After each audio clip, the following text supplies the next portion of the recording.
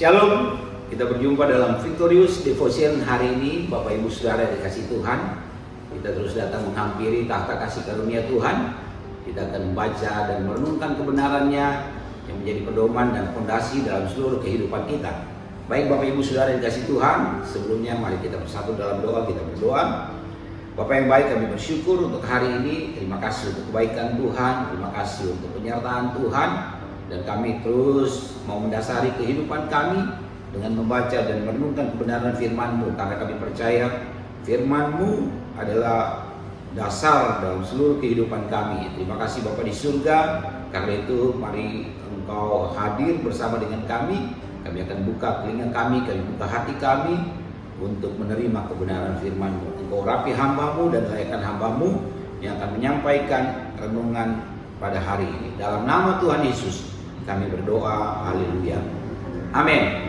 Saudara dikasih Tuhan, pada bulan ini kita banyak mendengarkan kebenaran firman Tuhan yang berjudul kaya dalam Kristus. Ya, kita percaya bahwa kita adalah orang-orang yang diselamatkan, orang-orang yang sudah menerima anugerah yang luar biasa dari Tuhan, dan kita adalah orang-orang yang kaya di dalam Kristus. Dan khusus untuk hari ini, saudara dikasih Tuhan, saya ajak kita untuk merenungkan satu bagian firman Tuhan dalam kitab Ibrani pasalnya yang ke-11 ayat yang ke-6.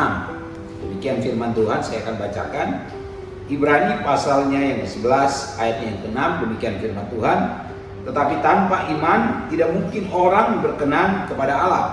Sebab barang siapa berpaling kepada Allah, ia harus percaya bahwa Allah ada, dan bahwa Allah memberi upah kepada orang yang sungguh-sungguh mencari Dia. Ya, saudara dikasih Tuhan, ada 3 poin yang saya ajak untuk kita renungkan pada hari ini. Yang pertama, saudara dikasih Tuhan, di sini jelas dikatakan bahwa tanpa iman tidak mungkin orang berkenan kepada Allah. Kita orang-orang yang percaya kepada Tuhan, sudah pasti ada iman di dalam diri kita. Sudah pasti kita menjadikan iman itu adalah dasar dari seluruh keberadaan kita. Ya, dalam definisi iman, Ibrani 11 ayat yang pertama jelas. Saya akan ingatkan kembali buat kita bahwa iman itu apa, saudara dikasih Tuhan. Iman itu adalah dasar dari segala sesuatu yang kita harapkan. Jadi kita mau berharap apa, dasarnya apa? Iman, saudara dikasih Tuhan.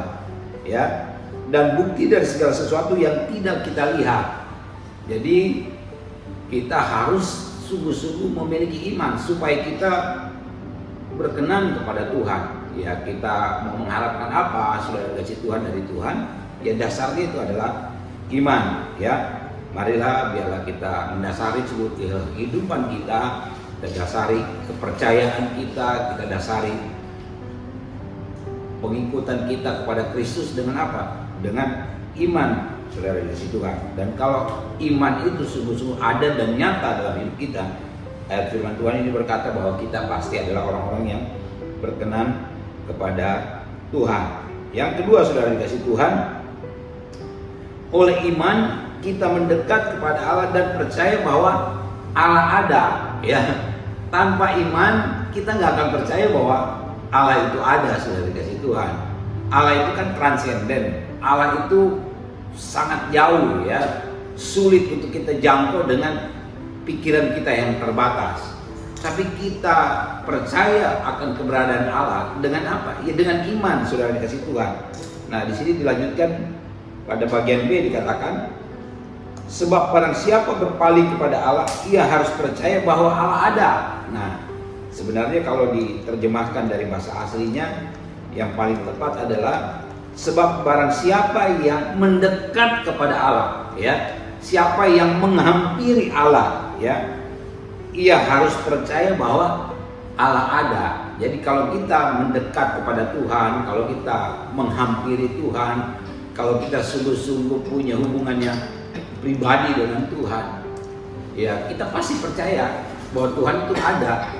Itu kita lakukan karena kita punya iman. Ya, saudara dikasih Tuhan, ya.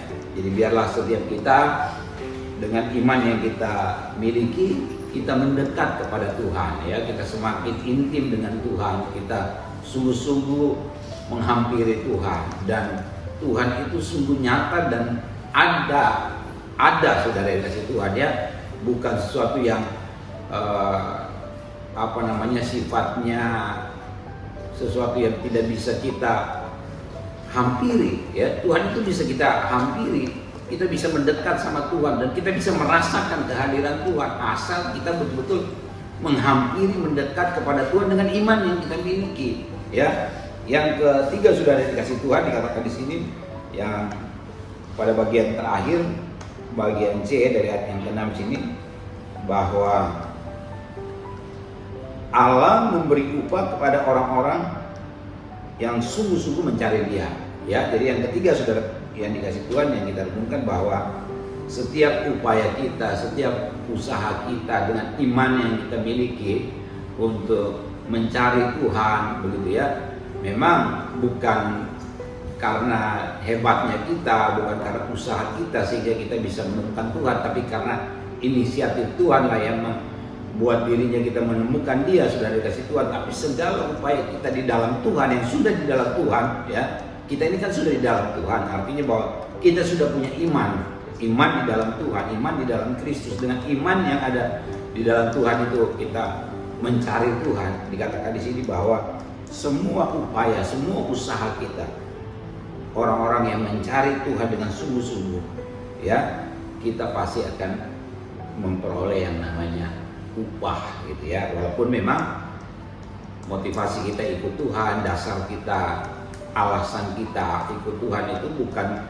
untuk mengejar upah, karena memang kita sudah menerima banyak dari Tuhan. Itu adalah sebuah cara upaya untuk kita mensyukuri atas perbuatan Tuhan dalam hidup kita, makanya kita mendekat kepada Tuhan. Tapi setiap upaya kita, usaha kita, termasuk dalam kita mengejar Tuhan, mencari Tuhan, itu ada upahnya, saudara dikasih Tuhan. Oleh karena itu, biarlah seluruh hidup kita dalam mengiring Tuhan kita dasari dengan iman ya. Karena tanpa iman, sekali lagi dikatakan bahwa tidak seorang pun yang berkenan kepada Allah. Dan kita adalah orang-orang yang betul-betul kaya di dalam iman, sudah dikasih Tuhan. Kalau kita memiliki atau melakukan ketiga hal yang saya katakan tadi untuk kita renungkan ya, kita tidak kekurangan iman untuk kita mendekat kepada Tuhan. Kita tidak kekurangan iman untuk sungguh-sungguh menghampiri dan mencari Tuhan, sudah dikasih Tuhan. Kita